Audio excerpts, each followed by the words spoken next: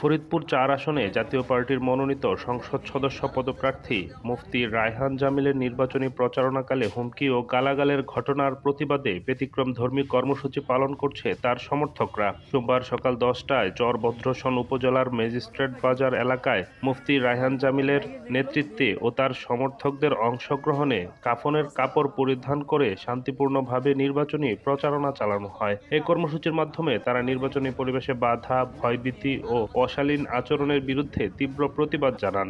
আগামী নির্বাচনে আমি জাতীয় পার্টি থেকে নমিনেশন নিয়েছি এবং লাঙ্গল মার্কায় নির্বাচনে প্রতিদ্বন্দ্বিতা করছি।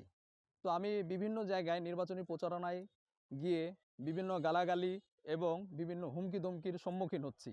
এই জন্য আজকে আমরা কাফনে কাপড় পরে নির্বাচনী প্রচারণা চালাবো।